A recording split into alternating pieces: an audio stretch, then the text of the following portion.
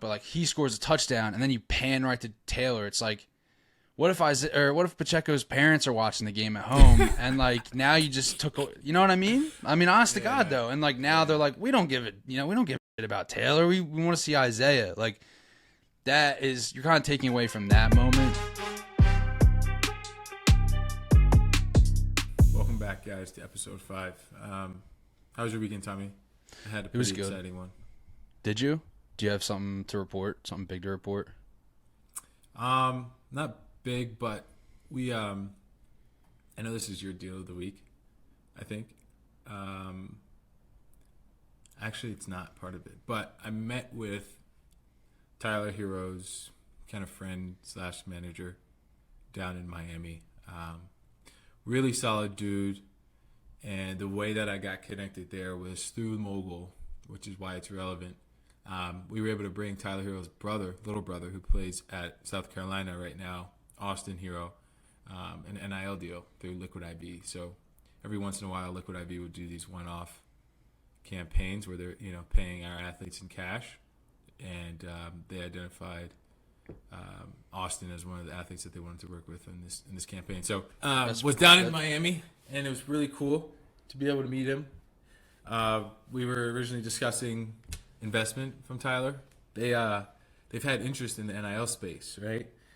Tyler's like pretty interested in tech and investing. He does a lot of philanthropy down in Miami with the Hero Foundation.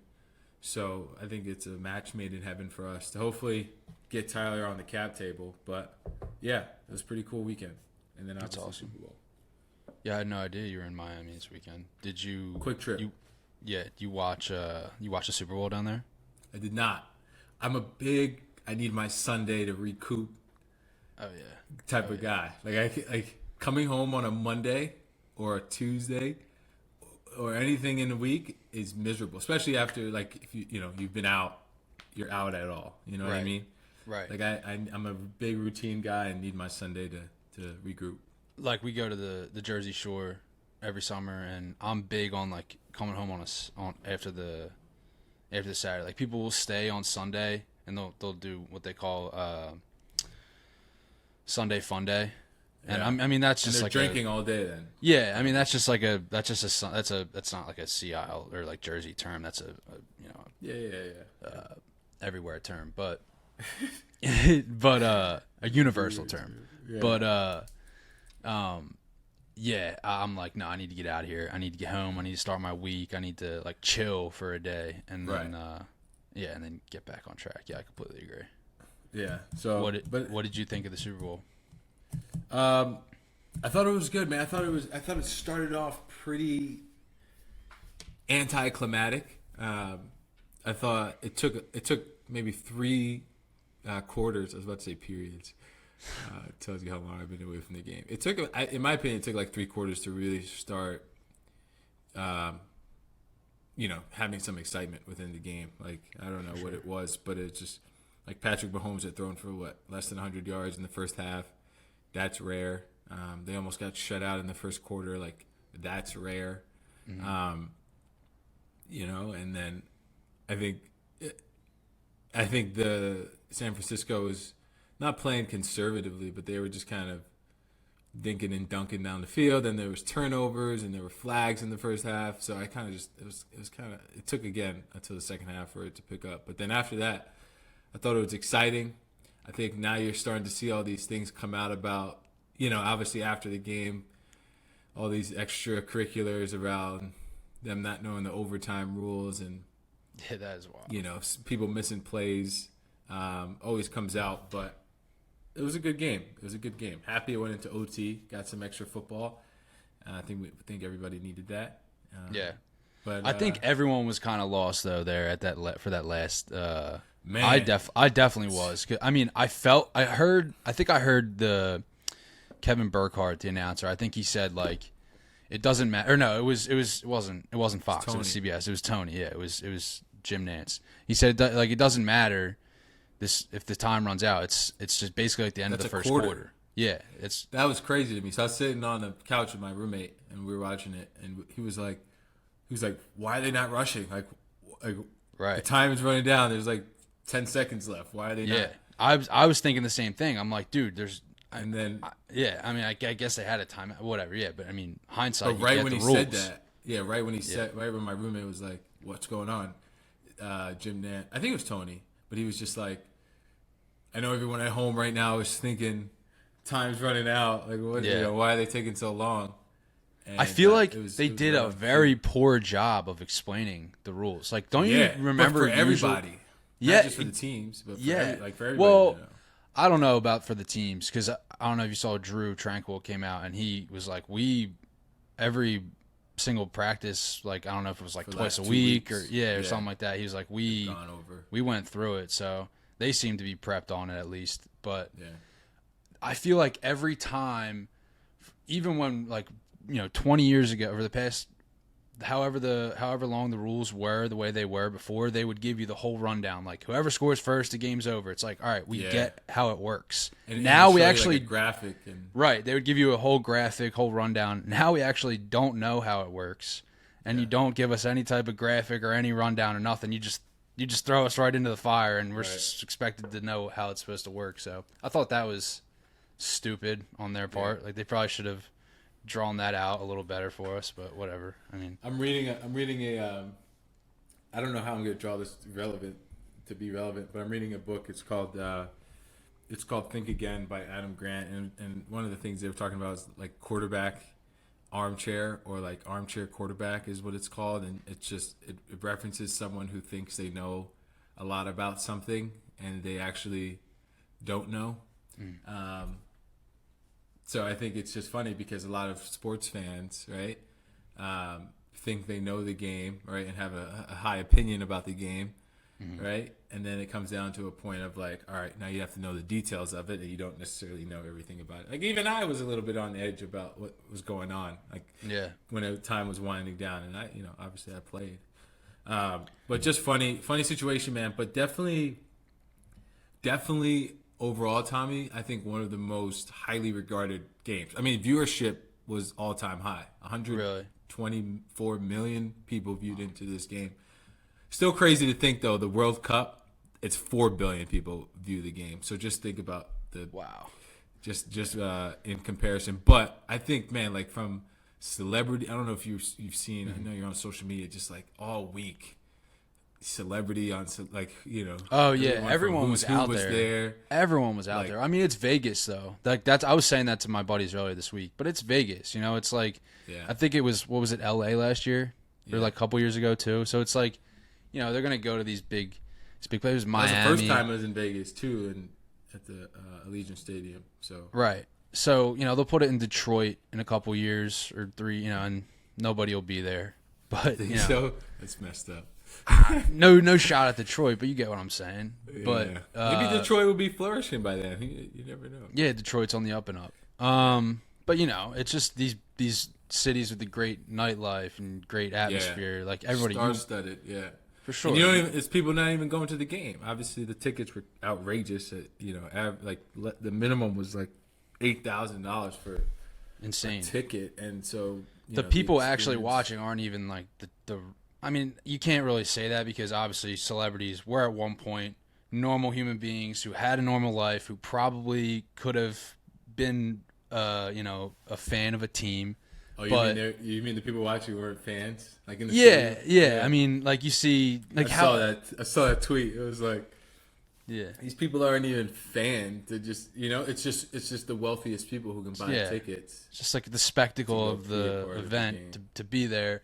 Like I saw Sebastian Maniscalco was there, and he's like one of the most famous comedians in the world, and he didn't even have I think he was sitting like 20 rows back. You know what I mean? So it's like like who's buying those up front? Right.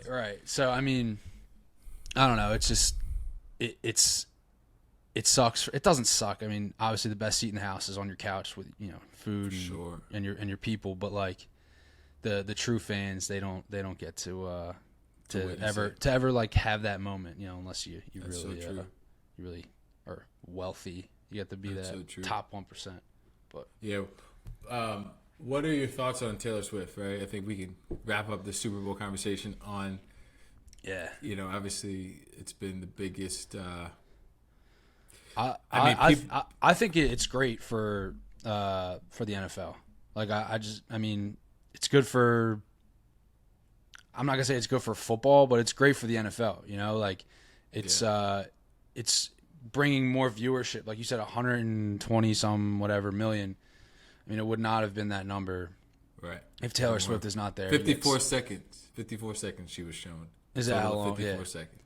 And I don't have any problem with that. I was saying this the other night. Like, the biggest thing that bothers me with Taylor Swift when they're like showing her on TV is like, say, Isaiah Pacheco just scored a touchdown, right? Or, I mean, now Isaiah Pacheco is kind of a bigger star, but a year ago, at the beginning of the season, he wasn't as big of a star as he was. Or just like a lower tier guy scores a touchdown, right? And as soon as he scores that touchdown, they pan right to Taylor. Yeah. And it's like... Or if Travis has one catch. Yeah, well, I'm honestly fine with, like, taking away from Travis's moments, but, like, when... Say, like, Isaiah Pacheco, I'm just using him as an example in this moment, but, like, he scores a touchdown, and then you pan right to Taylor. It's like, what if Pacheco's parents are watching the game at home, and, like, now you just took... You know what I mean? I mean, honest to God, though. And, like, now they're like, we don't give a shit about Taylor. We want to see Isaiah. Like, that is... You're kind of taking away from that moment, and... We're clipping this, Tommy. Yeah, I think that's... But I think that's a valid point. It's like... It's a valid point. It's a valid point. People work their ass off for that moment, and then you just took it away because Taylor Swift's there, which is, I get it. You got to boost the numbers. You got to please the people who are watching it, but it's also like, dude, come on. Yeah. I worked my ass off for this. Yeah, I agree. But I tend to look at things on the positive side and like think that love and support that she has for Travis is pretty awesome. Right? No, I'm not nothing negative about it. No, yeah. As a player, you appreciate that type of support. And I just hope that it's genuine. So, but no, it's been cool to get that extra side of the NFL this year. You know. Yeah, and Ice Spice too. Yeah, like Ice Spice. That was random as hell. Like what? Could you imagine? I think she had brought her on stage. I forget what it was, but like. She was performing with Taylor. I don't know if they have a song together or something, but so it wasn't. Probably will now. Yeah.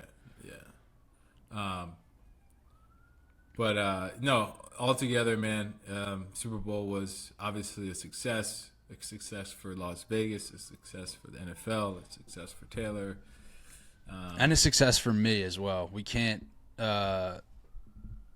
skip. We can't go past the Super Bowl without looking back to our picks from before. I don't know if you remember this.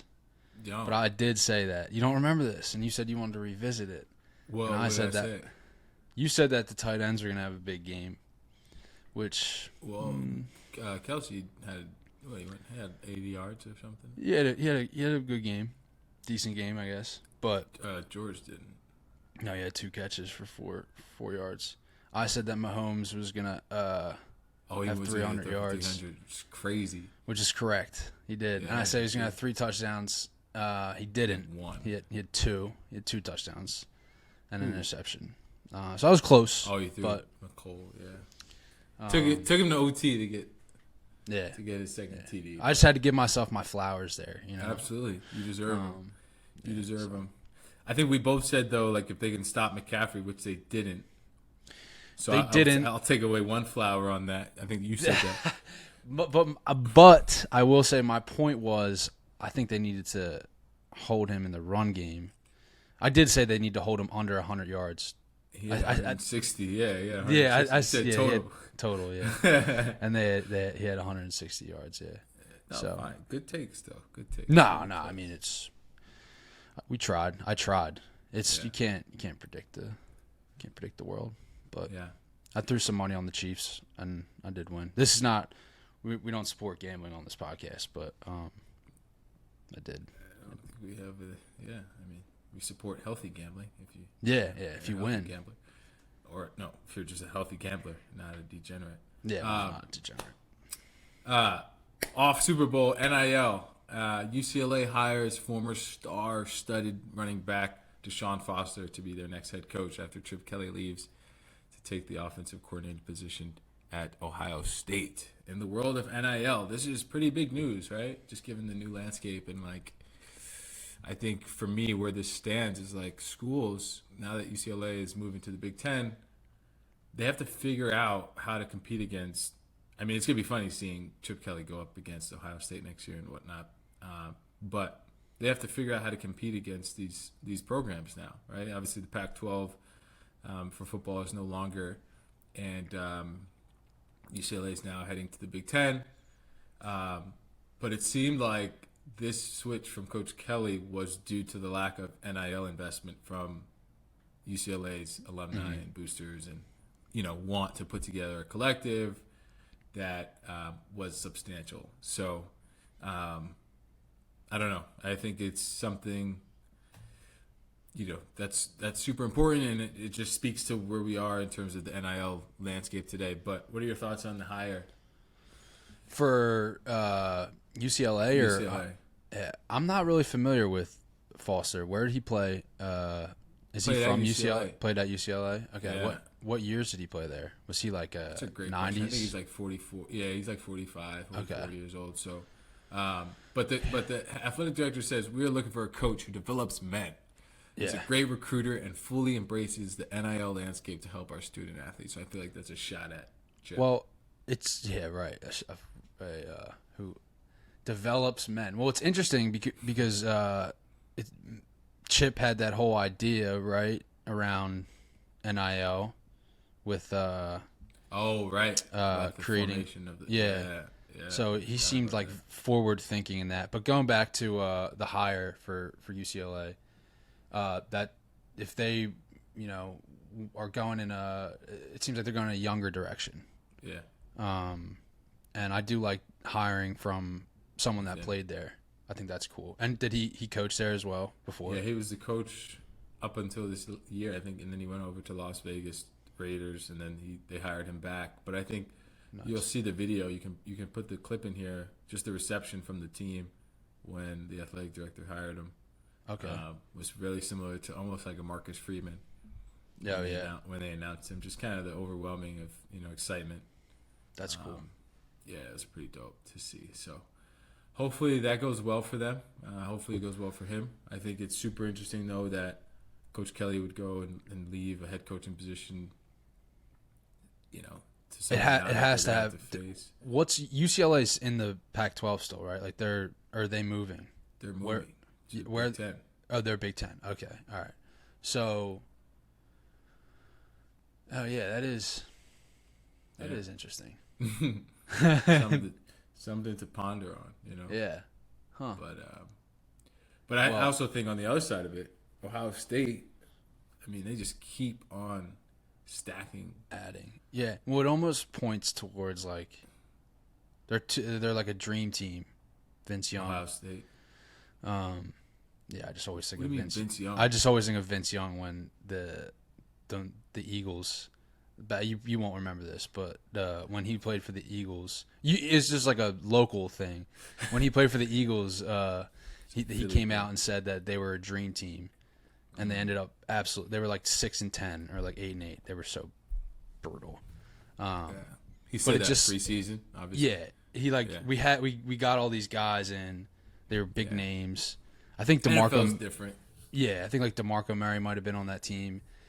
NFL is different, but I do think that it's the same sport. Like you still have to, like I said this earlier about Ohio State. Like you can't just write it off. Like okay, we're adding a bunch of guys who are good at what they do. That's fine, but can they come together for a common goal and get it done? Right. NFL is different in my opinion because of the fact that just talent is pretty evenly spread across the board with in each organization, right? Yeah, that's true.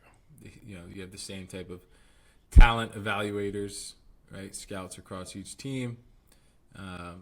It's not like you're a bum coming into the NFL, right? So that's why it's hard to say you have a dream team in the NFL. But I think college, now obviously different landscape, you can put together a roster like Ohio State's done. You can kind of consider yourself as a Dream team. As a dream team, right? Our friends over at Liquid IV are fully focused on all things energy for the month of February. Our athletes will be able to partner with Liquid IV and highlight their energy multipliers. Through this partnership, athletes get access to monthly restocks on their favorite multipliers, 20% off Liquid IV for their friends, family, and communities, and access to new and exclusive launches. Pretty cool idea, pretty cool opportunity for all athletes on Mogul. Next up, Circle K is back in the game. They're the gas station convenience store everyone knows about. Mogul athletes are teaming up with Circle K and going to their nearest store and capturing some of their favorite late night snacks. Circle K is America's thirst stop.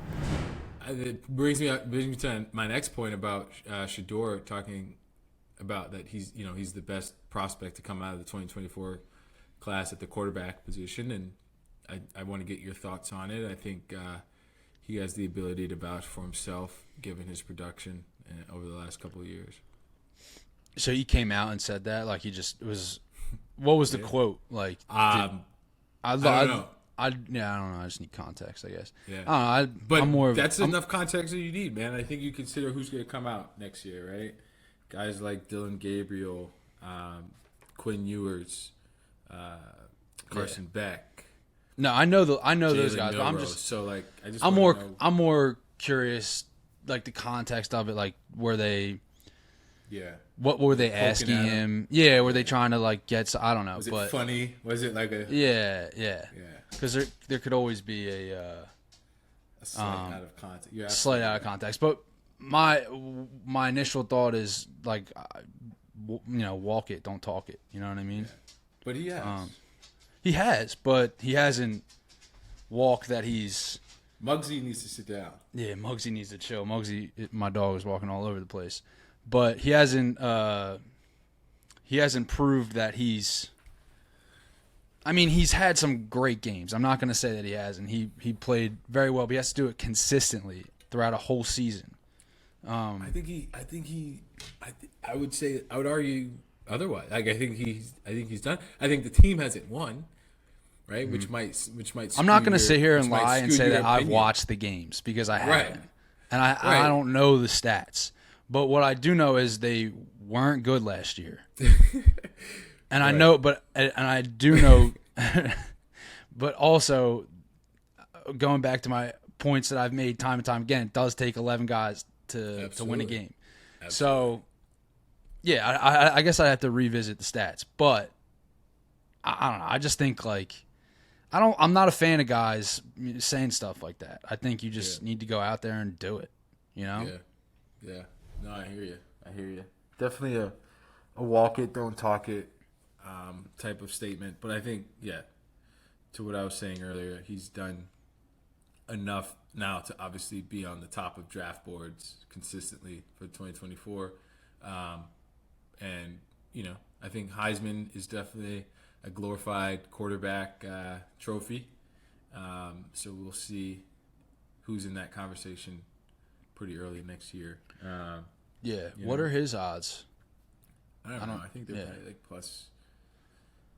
Maybe plus 1,000, maybe. I feel like he was pretty high on the list, or like lower, like not top 1, 2, or 3. I feel like it was like Quinn and then Carson.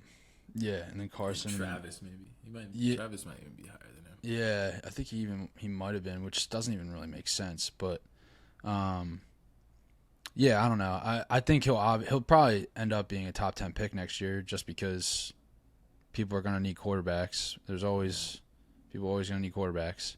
Yeah. So he could have gone this year, right? But I think again, this leads into my next topic of discussion. Like there was NIL opportunity to stay back and earn a little bit of money, and you guys, for the audience, you think bigger picture of what NIL has done to guys making decisions to come back and play for another year.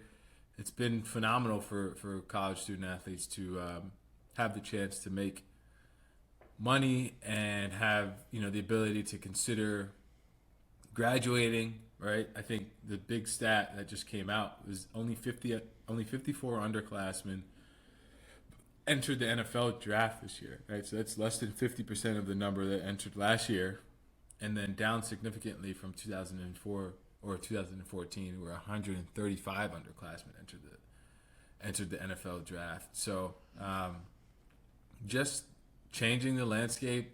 College viewership is up. There's better talent on the field. College football is better. You think about the consumer, like yourself or myself, as at this point, like we're excited that guys like Shador, Travis Hunter, Carson Beck, Quinn Ewers are coming back and playing additional time. Yes, big college football guy myself, so I'm always a fan of that. But when I think of that, do you think like guys are going to start, because now that college careers will end up being longer, do you think guys' NFL careers will start being shorter? That's a good question. I think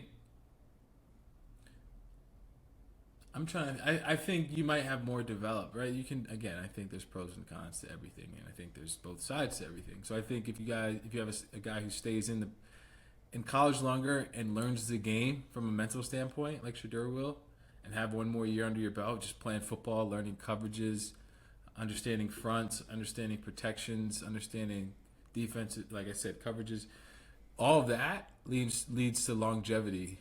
I feel like I sounded like Carl Anthony Towns. All of that, but all of that leads to longevity, right? A guy like Tom Brady who just understands the game of football, and you can stick around and not get your body beat up, right, to a point where you need to retire.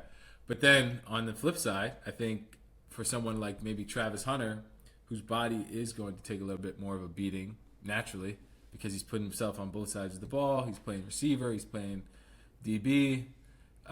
There's a chance that your NFL career could be a little bit shortened just because you're like, all right, I don't know if I can take this taxing physical taxing on my body anymore. So good question. I think it with time we'll be able to tell, but maybe not for the next 5 to 10 years.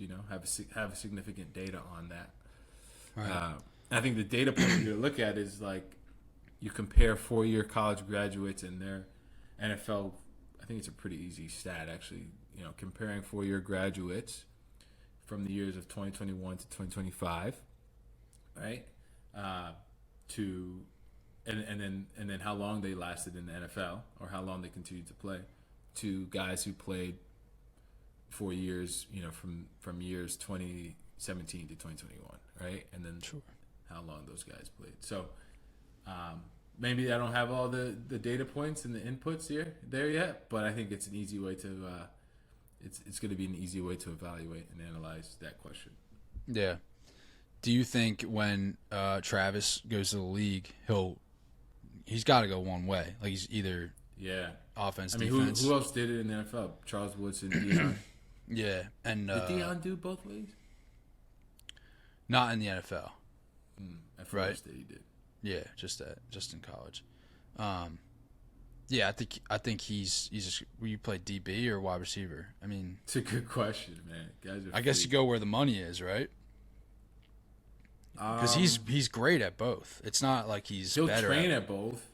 Yeah, and he'll get like I think we'll have to see what he does this year in college, right? Because that's a great question. I think I don't know the last time we've seen it, right? Except from maybe a guy like Jabril Peppers did very little of it, and I'm just thinking there's probably other guys who've done it.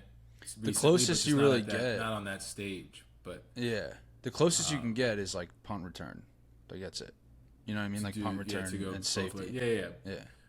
But I'm just thinking, I'm trying to think of what the process is like for a guy who's, could play two positions going through the NFL draft, right? Like, are you going to work out at both positions? Right. Do you do your pro day at both positions? And then, are scouts evaluating at both? Because you might get drafted higher if you just commit to playing whatever position you're better at, Like, we don't know which one he's better at because we haven't evaluated it. So, obviously, I think if he'll have conversations with likes of his agents on the conversations that they've had with scouts and say, all right, yeah, we think he should go this route. Yeah, that's what I'm most curious about. Like, I wonder if they're having those conversations this year, like right now. Maybe. Like, are they having right now? Hey, you should just stick go to this. Yeah, go to wide out. Like, just stay there and let's and go then crazy get this more reps year. at it. Yeah. Those are all conversations that agents have with scouts to be like, yeah, this is the general consensus across the league. Like, Travis will be better on this on the offensive side of the ball. Right. For teams, like, we could see. So, and then it also depends on a team's needs. Mm-hmm. Probably, right? Like, yeah, like next year, is there a heavy need for wideouts or is there a heavy need for DBs? Yeah. And who's it'll all at the top of the draft. exactly. Who's at the top? Yeah. Because if there's a heavy need for wideouts at the top, maybe you're a wideout and you're just gonna get a fat bonus. Right. It's wild. Yeah, he's got a lot. He's got a lot to think about. What's it called? The pick of the litter for him, which is awesome. Yeah, it's definitely not a bad problem to have. Not at all. $9,844, Tommy. What's that number reference? What do you think? I feel like you looked at the date. You looked at. I did, but I can't remember. Right, bro. Anyway, but it is the record-breaking courtside price to watch Caitlin Clark. Wow. Beat the all-time NCAA women's college basketball record for all-time scoring.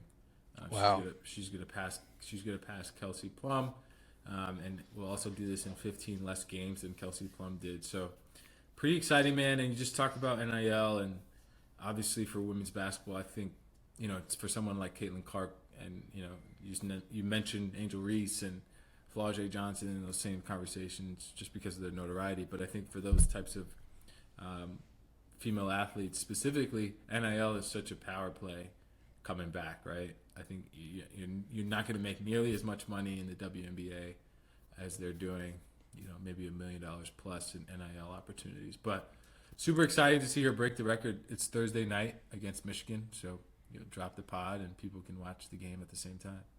Beautiful. Yeah. I don't know why I said that like that. No, beautiful. It is beautiful. Yeah. Is Michigan any good? Do you know? Like, is it gonna be a tight game? I don't know. That's a and good question. Is it in? I think curious. It's at Iowa. At Iowa. That's awesome. So. That's probably why the tickets are so expensive. That would make sense. But that's awesome. Yeah, 15 points. She'll probably get that by the what? I don't know if it's. I think it's like 8 points, 7 points. Oh, okay. I thought you said 15. She did it in 15 less games than Kelsey Plum had. Oh, okay. My bad. Yeah, she'll probably have that in like 5 minutes. Easily. So that'll be cool. I'll tune into that for sure.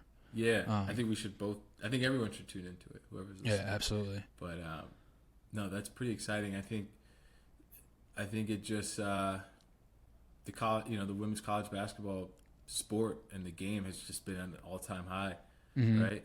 And then moments like these continue to bring eyes and viewership to the game. South Carolina women's kicking ass this year. They're undefeated. They 23. always do though, bro. But I feel like, I feel like they're the new UConn. Like UConn 10 years ago with Gino running. 5 years ago. Don't disrespect Gino. Yeah. I mean, he was running. He's been running it for 25 years, literally. But they went on like a 115 game winning streak, literally. Yeah, they'll never or 111. There'll never be another UConn, or there'll never be another streak like that. No. But they're 23-0 now, and they're definitely they'll more than likely win out the rest of the season, and then they have to go through the SEC and obviously the NCAA. But it should be interesting. I'm dropping a video. Today's 2 days ago. I'll be dropping a video on social about it. So 2 days ago. Well, yeah, because we're recording this today, and then we'll be dropping this on Thursday. So, but yeah, they got this girl Tiana Pow, and she is automatic from three, dude. She's so good. Pow, and she's got like a cool. She's not more automatic than Caitlin. Dude, I would like to see them in a 3-point competition. Honestly, I'm not kidding. I know that's like. That's I don't even know, but I've seen some shots that Caitlin's I know. taken. I know. That's like Steph. That's like I know. It's like it's literally like Steph. Like, I know. You pull up from any blasphemous is the word I'm looking for. It's blasphemous. But and it's just like, damn, how do you do that? This girl's got a quick pull, dude, and it's like she don't need that much space. And yeah, she went 5 from 7 for 3 against UConn on Sunday, and she's nice. They're good. They're real good. And I love Dawn Staley. She's a Philly girl. So is she really? Yep. She seems tough nosed, like she's from Philly. So that's pretty cool. I saw. Speaking of just kind of getting back to old ways, like UConn's men's basketball team is number 1 right now in the AP poll. Like, that's pretty dope. Like I would never expect. I was thinking it. I looked at the list. I looked at the order. I was like, is this a women's? You know, like thinking that UConn's back on top on the women's side. But I mean, it's cool to see UConn and some of these teams back up there. Like the Big East. We've had the chance to work with Tristan Newton, who I know is a big part of that winning program right now at UConn. But it takes me back to the days of like middle school and like Kemba Walker and Cardiac Kemba. I think of Napier. Yeah, Shabazz. Think about NIL. You think about Shabazz Napier and him not being like him telling the world that he's hungry after the national championship. You know, that's what comes to mind. Did he really? I think it was the national championship. He was just like, yeah, man, like we just won or something, and like we don't have any food or something like that. I have to pull up the tweet or pull up the. I kind of remember that moment. I think it was Shabazz. I'm definitely gonna do a past to present on him. You know how we do those. For sure. I have him on my list. I didn't know that. Yeah. I got some in my throat. I need to clear my. Let me clear my throat. Let me clear. My throat. But yeah, I did not know. I kind of like vaguely remember that. Yeah, it was like a tweet. It was like, man, yeah, I can't remember, but it was like something about food and dining hall and not having money. Something kind of like to the effect of what Sedona did, but like on a much lesser scale, I would assume. Yeah, but no, it's exciting stuff. Definitely, guys, if you're listening, tune in to Iowa's game Thursday night to watch Caitlin Clark. Here it is. I found it. Sorry. Shabazz Napier says he goes to bed starving because he can't afford food. Yeah.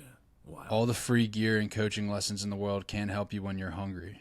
Shabazz Napier is one of the biggest stars on college basketball. He tweeted that? No. I don't think he tweeted anything. It was just in an interview, maybe? Yeah. Got it. Yeah, he claims this. Yeah, it's wild. Yeah. It's wild. We've come a long way. Times have changed, yeah, and there's platform like Mogul to take care of that exact issue. So we've come a long way. You have anything else, man? Or can we wrap it up? For today? I want to do a session. I want to do a segment of what are you grateful for? You just name one thing. What am I grateful for? Right on the spot like that. I'm grateful for my friends. I love my friends. And I don't know. And I don't really know where I would be without my friends. So, yeah, there you go. Love my friends. That's awesome. How about you? Yeah, I was waiting for you to ask. I'm grateful for the roof over my head. It is currently snowing in the Northeast region. And I live in New York City, and there's tons of homeless people that I usually try to help out just once, even if it's once a week. But, man, to be outside in this weather, I'm just super grateful that I can support myself, with the roof over my head and come home to something warm and heat up hot chocolate. Like, super grateful for that. So I just wanted to end with that. I will say, Brandon, you do always keep me very mindful of that. Having a roof over your head and being grateful for that type of thing. So that's definitely something to keep in mind more often than we do. That, Tommy. Yeah, right. How can you stay centered and stay present every day? Just thinking about something that you're grateful for. So, you want to wrap it up? Yeah, cool. Until next week, we will talk to you guys then.